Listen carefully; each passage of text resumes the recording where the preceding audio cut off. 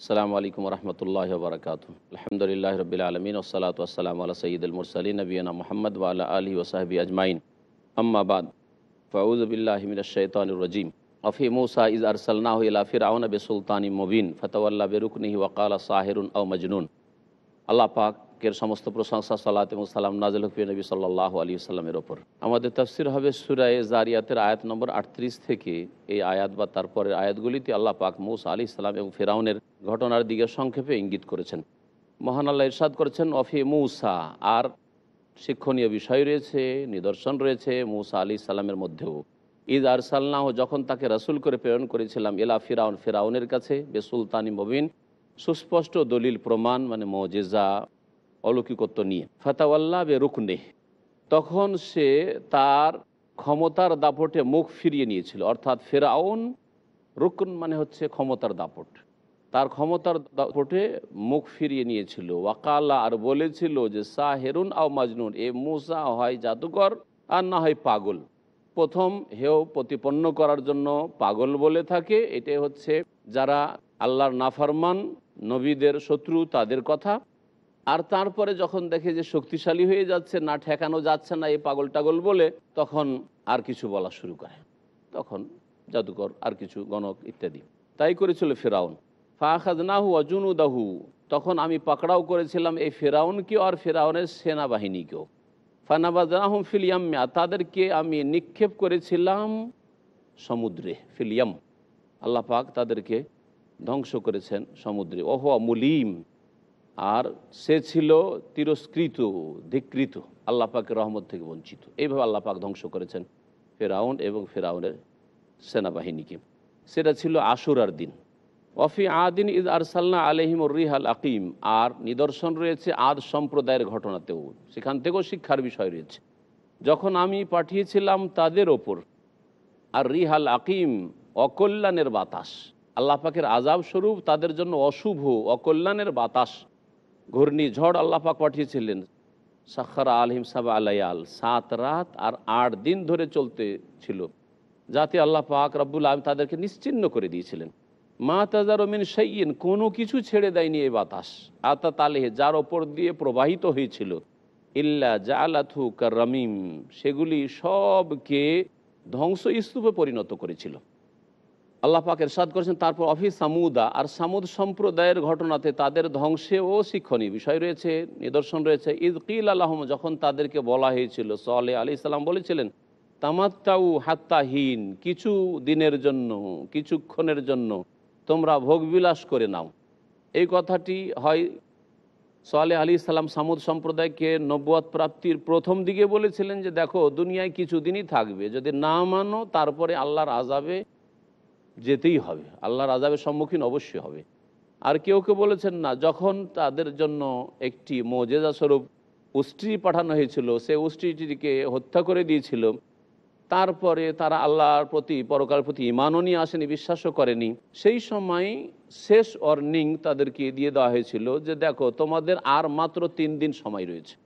কোরআনের একটি আয়াতে আল্লাহ পাক ইরশাদ করেছেন অন্য জায়গায়, তামাত্তাউ ফি দারিকুম সালাসাতা আইয়াম, তোমরা ভোগবিলাস করে নাও, আমোদ ফুর্তি করে নাও তোমাদের বাড়ি ঘরে 3 দিন মাত্র, এই 3 দিন পরেই তোমাদের আযাব আসবে। সেই দিকে ইঙ্গিত করা হয়েছে এখানে। ফাতাও আন আমরে রব্বিহিম, তারা বিরুদ্ধাচরণ করেছিল তাদের রবের নির্দেশের। ফাখাযাতুহুmus সাইখা, তাদেরকে বিকট শব্দ পকড়াও করেছিল, বিকট শব্দে তাদেরকে ধ্বংস করা হয়েছিল বজ্রাঘাতে, আর তাদেরকে আল্লাহ পাক ধ্বংস করেছিলেন ভূমিকম্প দিয়ে। 2 রকমের শাস্তি দিয়েছিলেন। অহমিয়ানুজরুন, সেই সময় তারা একে অপরের দিকে তাকাচ্ছিল। অহমিয়ানুজরুন, তাকাতেই ছিল, হঠাৎ করে তাকাচ্ছে, কাজকর্ম করছে, ওই সময় হঠাৎ করে বজ্রাঘাত হইল, ভূমিকম্প শুরু, সাথে সাথে ধ্বংস হয়ে গেল সব। ফামাস্তাতাউ মিন কিয়ামিন, তারা দাঁড়াতেও সক্ষম হয়নি। ওমা কানু মুনতাসিরিন, আর তারা এর প্রতিশোধও নিতে পারেনি। দুনিয়ায় কোনো কিছু করলে পাল্টা প্রতিশোধ নিয়ে থাকে মানুষ, আল্লাহ পাকের প্রতিশোধ কে নিতে পারে। ওয়া কওমা নূহিম মিন ক্বাবল, এরপরে নূহ আলাইহিস সালামের জাতি ছিল, তাদেরকেও ধ্বংস করেছেন আল্লাহ পাক। তাদের ঘটনাতেও নিদর্শন রয়েছে, ইন্নাহুম কানু কওমান ফাসিকিন, তারা পাপাচারী জাতি ছিল। ওয়াসসামা বানাইনাহা বিআইদিন, আল্লাহ বলছেন, আর আকাশকে আমি তৈরি করেছি নিজ হস্তে। বিআইদিন, আল্লাহর হাত রয়েছে তাই আল্লাহ পাক এখানে বহু বচন বলছে, ইয়াদের বহু বচন আইদি। ওয়া ইন্না লামুসিউন, আর দুটোকেও বহু বচন দিয়ে আখ্যায়িত করা হয়।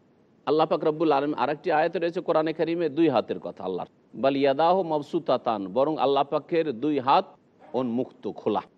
ওয়া ইন্না লামুসিউন, আর আমি মহা প্রশস্তকারী। আল্লাহ পাক যার জন্য চান প্রশস্ত করেন। ওয়াল আরদা ফারাশনাহা, আর পৃথিবীকে মাটিকে আমি বিছিয়ে দিয়েছি, জমিনকে আল্লাহ পাক বিছিয়ে দিয়েছেন। ফেরাশ মানে বিছানা। ফানেমাল মাহেদুন, আর আমি কতই না সুন্দর প্রসারণকারী, কত না সুন্দর করে এই পৃথিবীকে সম্প্রসারিত করেছি। অমিন কুল্লে শাইইন খালাকনা যাওজাইন, আর প্রত্যেক বস্তুকে আমি সৃষ্টি করেছি জোড়া জোড়া, যুগল। আল্লাহ পাক নর এবং নারী করেছেন, এটা একটি তাফসীর। আর আরেকটি হচ্ছে প্রত্যেকটি বস্তুর বিপরীত বস্তু সৃষ্টি করেছেন, সূর্য তার পাশাপাশি চন্দ্র। আল্লাহ পাক রব্বুল আলামিন একমাত্র তিনি উইত্র, বেজোড়, তার কোনো জোড়া নেই। ইন্নাল্লাহ উইত্রুন, আল্লাহ বেজোড়, আল্লাহ একক ইউহিব্বুল উইত্রা, এই জন্য বেজোড় পছন্দ করেন। আল্লাহ পাক বেজোড় পছন্দ করেন, আল্লাহ পাক ভেতরে সলাতও পছন্দ করেন। আর এমনিও যে কোনো আপনি কিছু খাবেন, বেজোড় যদি খান তাহলে সেটা উত্তম। তাহলে এখানে জোড়া জোড়া আল্লাহ পাক সমস্ত সৃষ্টি করেছেন, তার মানে নর এবং নারী ছাড়াও প্রত্যেক বস্তুর বিপরীত বস্তু, আলো অন্ধকার, ভালো মন্দ, সৎ অসৎ, মমিন কাফের, হ্যাঁ, এইভাবে আল্লাহ পাক রব্বুল আলামিন প্রত্যেক বস্তুকে জোড়া জোড়া করেছেন। লাআল্লাকুম তাযাক্কারুন, যাতে করে তোমরা উপদেশ নিতে পারো। ফাফিরু ইলাল্লাহ, সুতরাং তোমরা আল্লাহর দিকে পালায়ন করো, আল্লাহর দিকে ঝাঁপিয়ে পড়ো। আল্লাহর দিকে ঝাঁপিয়ে পড়া হচ্ছে আল্লাহর প্রতি বিশ্বাস, যেমন বিশ্বাস করতে হয়, পরকালের প্রতি বিশ্বাস, আর আল্লাহ পাকের ভয়ে পরকালের মুক্তির জন্য দুনিয়ার প্রত্যেকটি আপনার মুহূর্তকে ভালো কাজে নিয়োজিত করা এবং পাপাচার থেকে বেঁচে থাকা। ফাফিরু ইলাল্লাহ, আল্লাহর দিকে পালায়ন করো। সুতরাং মসজিদের দিকে আপনি যাবেন আজান হলেই বা আজান হওয়ার আগেই, এটা হচ্ছে আল্লাহর দিকে পালায়ন করা। আপনি আল্লাহ ভীরু হবেন, পাপ থেকে পালায়ন করবেন, এটা হচ্ছে নেকির দিকে পালায়ন করা, আল্লাহর দিকে পালায়ন করা। ইন্নী লাকুম মিনহু নাযীরুম মুবিন, তার পক্ষ থেকে আমি তোমাদেরকে স্পষ্ট সতর্ককারী।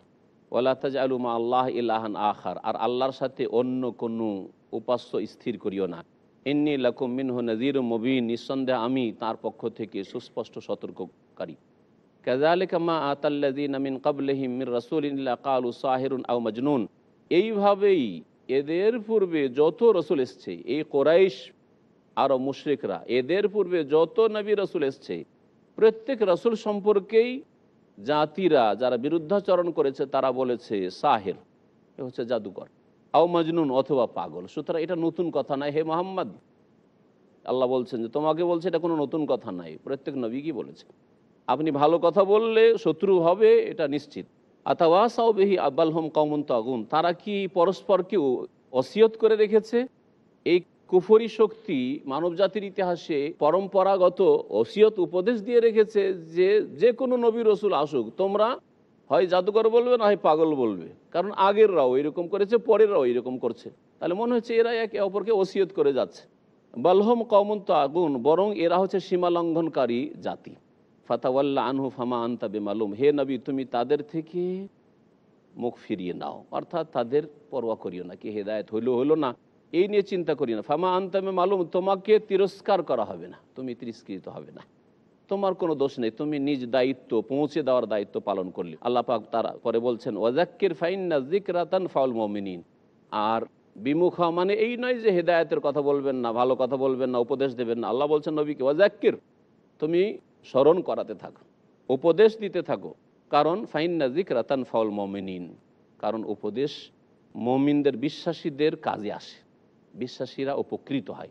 বিশ্বাস করলে উপকৃত হবে। যদি বলে বিশ্বাসই করি না, আমি আখিরাত জান্নাত জাহান্নাম বিশ্বাসই করি না, আল্লাহ পাক ধরবেন এ কথা বিশ্বাস করি না, তাহলে আর কি করে হেদায়েত পাবে আর উপকৃত হবে উপদেশ থেকে।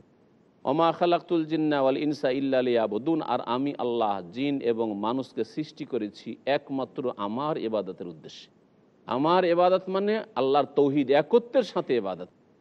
তো মানব জাতিকে আল্লাহ পাক আর জিনকে একমাত্র আল্লাহর ইবাদতের জন্য সৃষ্টি করেছেন, মানে তৌহিদ প্রতিষ্ঠার জন্য, আল্লাহর একত্ব কায়েম করার জন্য সৃষ্টি করেছেন। মা উরিদু মিনহুম মির রিজক, তাদের কাছ থেকে আমি কোনো রিজিক চাই না, যে তোমরা আমার প্রতি ঈমান নিয়ে এসে আমার ইবাদত করে আমার কিছু কাজ এগিয়ে দিবে। যেমন দুনিয়ার মনিবরা চায়, কৃতদাসের মালিক কৃতদাস যা আয় উপার্জন করে, অথবা বাড়ির চাকর নকর যা কিছু মাঠে ঘাটে খাটে, আর ফসলটা এসে মালিকের ঘরে ঢুক, ও চাকরের ঘরে তো ঢুকে না, তাই না? তো এইরকম নয়, আল্লাহ পাক রব্বুল আলমিনের এবাদত করলে আল্লাহ পাকের ফায়দার জন্য না, তোমাদের ফায়দার জন্য। তোমাদের কাছ থেকে আল্লাহ পাক রিজিক চান না, তোমাদের কাছ থেকে কোনো কিছু চান না। যেমন মনিবরা কৃতদাস থেকে যা উপার্জন করলো কৃতদাস সব কিছু নিয়ে নিয়ে থাকি। অমা অরিদ আইয়ুতে এমন, আর আমি এটাও চাই না যে আমাকে কেউ খাদ্য দিই, কারো কাছ থেকে খাবার চেয়েছি কখনো চাই না, বরং আমি খেতে দিই। ইন্নাল্লাহু ওয়ার রাজ্জাকু যুল কুওয়াতিল মাতিন, নিঃসন্দেহে আল্লাহ পাক রব্বুল আলামিন মহান রিজিক দাতা, তিনি রাজ্জাক। তিনি যখন রিজিক দাতা আপনার জন্য, আপনার ছেলে মেয়েদের জন্য রিজিক দাতা।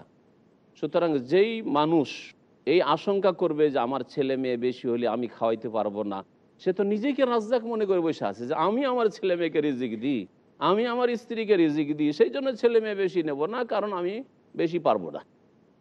আর যদি এই ঈমান থাকে, এর নাম হচ্ছে ঈমান। ঈমান মানে শুধু আল্লাহ বললেন বাস হয়ে গেল না, আল্লাহ পাক রাজ্জাক। সুতরাং রিজিক আল্লাহর হাতে, আপনারও রিজিক আল্লাহর হাতে। নাহনু নারযুকুকুম ওয়া ইয়্যাহুম, আল্লাহ বলছেন দেখো তোমরা তোমাদের ছেলে মেয়েদেরকে দারিদ্রের ভয়ে হত্যা করে দিও না, তোমাদেরকেও আমি রিজিক দিই আর তাদেরকেও আমি রিজিক দিই। আল্লাহ পাক রব্বুল আলামিন ইরশাদ করেছেন, নিঃসন্দেহে আল্লাহ হচ্ছে রিজিক দাতা, যুল কুওয়া, যিনি মহাশক্তিধর, আল মাতিন, আর যিনি প্রবল পরাক্রান্ত। এখানে অল্প সময়ের বিরতি দিয়ে আবার আমরা আমাদের আলোচনার দিকে ফিরে আসছি।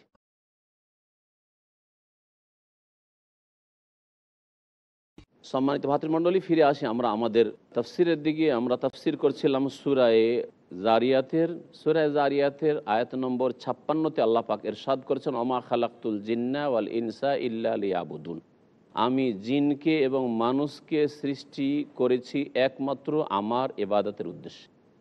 তাহলে মানুষকে সৃষ্টি করার উদ্দেশ্য হচ্ছে এবং জিনকে সৃষ্টি করার উদ্দেশ্য হচ্ছে আল্লাহ পাকের ইবাদত। ইবাদত মানে তৌহিদের সাথে ইবাদত।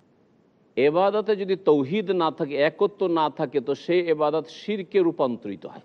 অর্থাৎ আপনার ইসলামী জীবনে, মুসলিম জীবনে আপনি আল্লাহর জন্য নামাজ পড়েন, নামাজের সেজদা আল্লাহর জন্য, আর ওরসের সেজদা মাজারের জন্য, তাহলে আপনার এবাদত থাকলো না, এটা শিরক হলো। এটা ইমানি ইসলামী জীবন হলো না, ইসলামিক সমাজ হলো না, ইসলামিক পরিবার হলো না, এটা শিরকি সমাজ, শিরকি পরিবার হলো। তাহলে এবাদত মানে হচ্ছে যার এবাদতের জন্য সৃষ্টি করা হয়েছে তিনি আল্লাহ, সুতরাং একমাত্র তার জন্য সমস্ত রকমের এবাদত বন্দেগী সুনির্দিষ্ট করবে। দোয়া মানে আহ্বান করা, ডাকা।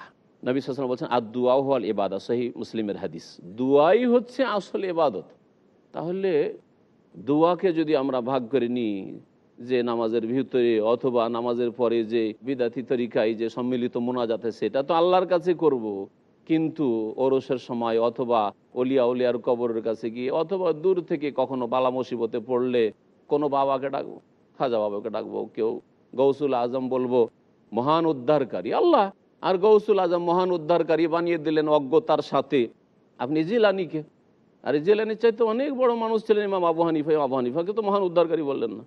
আর ইমাম আবু হানিফা জিলানির চাইতে অনেক বড় মানুষ ছিলেন আবু বকর, ওমর, উসমান, আলী, তাদের কাছে তো চাইলেন না, মহান উদ্ধারকারী বললেন না। তারা অনেক বড় অলি ছিলেন এদের চাইতে, আর তাদের চাইতে বড় আল্লাহর বন্ধু এবং অনেক শ্রেষ্ঠ সৈয়দুল মুরসালিন খাতামুন নবীন মুহাম্মদ সাল্লাল্লাহু আলাইহি সাল্লাম, হ্যাঁ, তার কাছে তো চাইলেন না। আর তার কাছে চাইলে কি এটা আল্লাহ পাক হক দিয়েছেন তাকে? না, নবীর হক হচ্ছে নবীর অনুসরণ করবেন, তাকে ফলো করবেন, তার তারিকা মোতাবেক জীবনযাপন করবেন। আর আল্লাহর হক হচ্ছে ইবাদত। একের হক অন্যকে যদি দিয়ে দেওয়া হয় তাহলে সেটা হচ্ছে জুলম। এই জন্য শিরক সবচেয়ে বড় জুলম। আল্লাহর হক কেড়ে নিয়ে নবীকে দিয়ে দিলেন, অলিকে দিয়ে দিলেন, পীরকে দিয়ে দিলেন, সুফিকে দিয়ে দিলেন, জীবিতকে দিয়ে দিলেন, মৃতকে দিয়ে দিলেন, মূর্তিকে দিয়ে দিলেন, তাহলে সবচেয়ে বড় অন্যায় কাজ করলেন যে আল্লাহর হক কাটলেন আপনি। যদি আপনার বোনের হক কেড়ে আপনি খেয়ে যান, হ্যাঁ, আপনার এক ভাইয়ের হক কেড়ে নিয়ে আরেক ভাইকে যদি বেশি করে দিয়ে দেন, এক ছেলের হক না দিয়ে আরেক ছেলেকে যদি শুধু সবগুলো লিখে দেন, এটা যদি এত বড় জুলম অন্যায় হয়, তাহলে আল্লাহর হক যারা কেড়ে নেয়, শিরক করে, তারা কত বড় অপরাধী। ইন্না শিরকা লাযুলমুন আযীম। তো আল্লাহ পাক রব্বুল ইবাদতের জন্য সৃষ্টি করেছেন জিন এবং মানুষকে। জিনদেরকেও ইবাদতের নির্দেশ দেওয়া হয়েছে, তারাও নবী সাল্লাল্লাহু আলাইহি ওয়াসাল্লামের কাছে ইসলাম গ্রহণ করেছে। মা উরিদু মিনহুম মির রিজকিন, তাদের কাছ থেকে আমি রিজিক চাই না।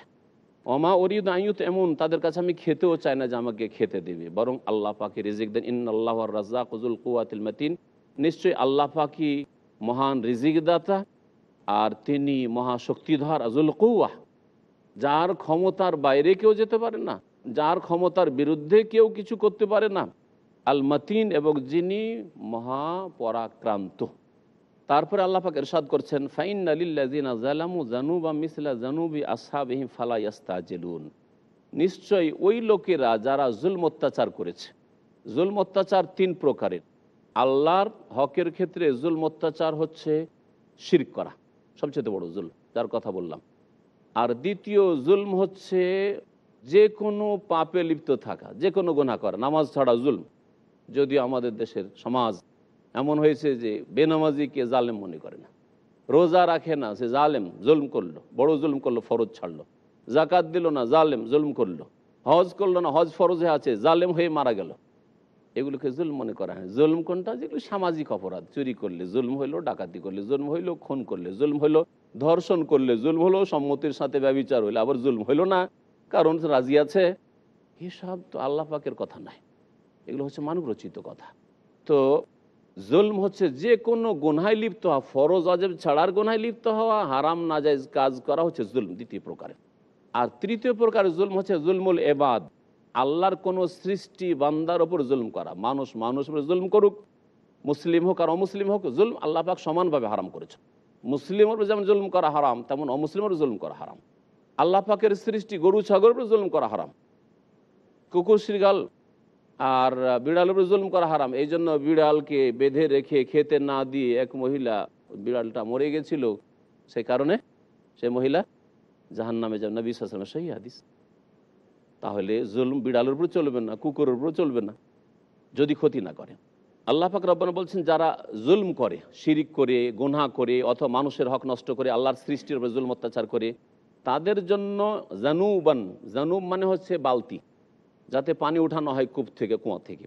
তো জানুব মানে এখানে ভাব অর্থ না হয়েছে, রূপক অর্থ, ভাগের অর্থে নেওয়া হয়েছে। সেটা হচ্ছে যে জালেমদের জন্য একটা ভাগ রয়েছে, অংশ রয়েছে।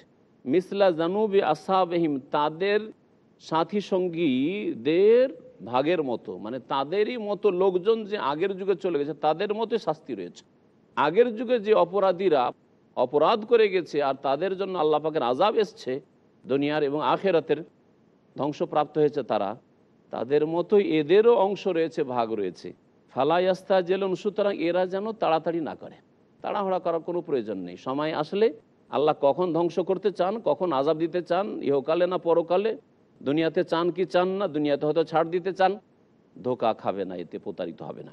ফাওয়াইলুল লিল্লাযিনা কাফারু মিন ইয়াউমিহিমিল্লাযী ইউআদুন, সুতরাং দুর্ভোগ ওই সব লোকদের জন্য। আল্লাহ বলছেন যে দুর্ভোগ ওই সব লোকদের জন্য যারা কুফরি করেছে, অস্বীকার করেছে, মিন ইয়াউমিহিমিল্লাযী ইউআদুন, ওই দিনকে অস্বীকার করেছে যেই দিনের প্রতিশ্রুতি তাদেরকে দেওয়া হয়েছে, বা যেই দিন সম্পর্কে তাদেরকে সতর্ক সাবধান করা হয়েছে। ওয়াদ মানে হচ্ছে প্রতিশ্রুতি, আর ওয়াদ যখন ওয়াইদে যাবে তার মানে হচ্ছে ধমক দেওয়া, সতর্ক সাবধান করা, শাসানিমূলক কোনো কথা বলা। এই জন্য সূরা কাফে আমরা দেখলাম, ফাযাক্কির বিল কোরআন মান ইয়াখাফু ওয়াইদ, যে আমার শাস্তিকে ভয় করে, ওয়াইদ মানে শাস্তি, শাস্তিকে ভয় করে তাকে কোরআন দিয়ে উপদেশ দাও।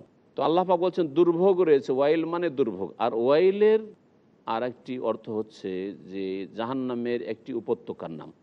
তো ওই সব কাফেরদের জন্য জাহান্নাম রয়েছে, অথবা দুর্ভোগ, ধ্বংস রয়েছে ইহকাল পরকালে, যারা অস্বীকার করেছে সেই দিনকে, যেই দিনের সম্পর্কে তাদেরকে সতর্ক সাবধান করা হয়েছে। এখানে আমাদের সূরা যারিয়াতের তাফসীর শেষ হলো। আল্লাহ পাক রব্বুল আলামিন যেন আমাদের ভুল ভ্রান্তি মাফ করে দেন, কোরআন বুঝার তৌফিক দান করেন, কোরআন মোতাবেক জীবনযাপনের তৌফিক দান করেন।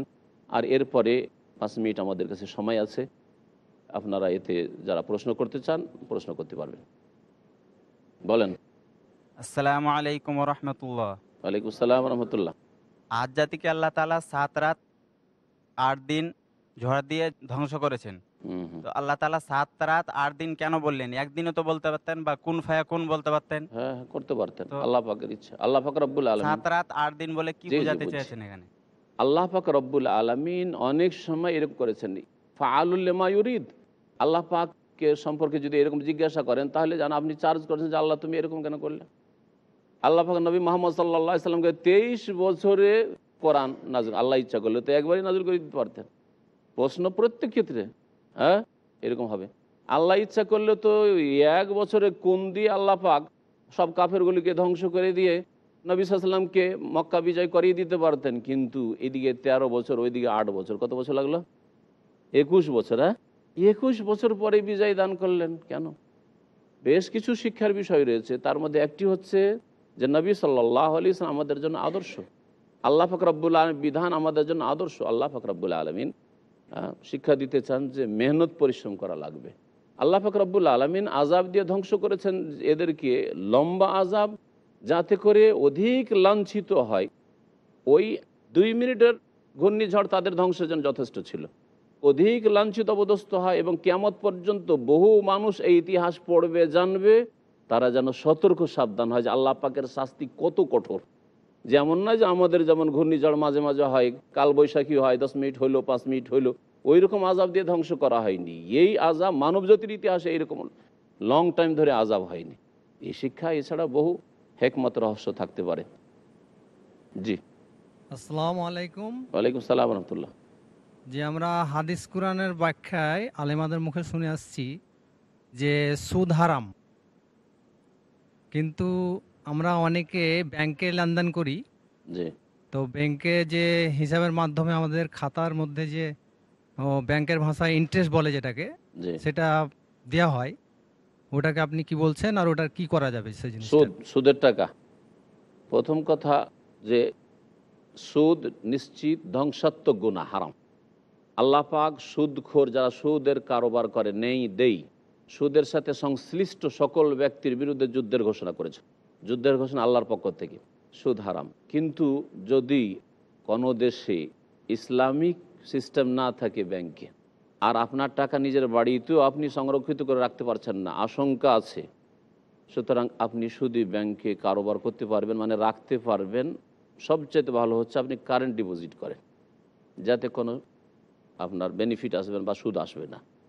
আর যদি সেভিংসে রাখেন আর কিছু পয়সা চলে আসে, তাহলে সেটা মুক্ত হওয়ার জন্য একেবারে যারা দুর্গত, অভাবী বা যারা এইরকম হকদার, অচল, তাদেরকে দিয়ে দেবেন। কথা আমার মনে রাখবেন, মুক্ত হওয়ার জন্য, মানে হারাম থেকে, এই সুদের টাকা থেকে মুক্ত হওয়ার জন্য। এটা নৈকট্য লাভের জন্য না আল্লাহর, কারণ হারাম পয়সা দিয়ে আল্লাহ পাকের সান্নিধ্য হাসিল হয় না। হারাম ধন সম্পদ দিয়ে নেকি হয় না, নেকির আশাই নয় যে দান খায়রাত করে নেকি পাবেন, তবে মুক্ত হওয়ার জন্য। ব্যাংকে ছেড়ে দেবেন না, ব্যাংকে ছেড়ে দিয়ে অসৎ লোকেরা সেটাকে পাপের কাজে লাগাইতে পারে। সুতরাং সেটা থেকেও আপনার ধন সম্পদকে রক্ষা করতে হবে, যাতে করে এই ধন সম্পদ দিয়ে, যেটা সুদে এসছে আপনার নয় হারাম, সেটা দিয়ে বাতিলপন্থীরা, পাপিষ্ঠরা উপকৃত না হয়। জি, সময় শেষ হয়েছে। সাল্লাল্লাহু আলা নবিয়িনা মুহাম্মদ ওয়া আলা আলিহি ওয়া সাহবিহি আজমাইন।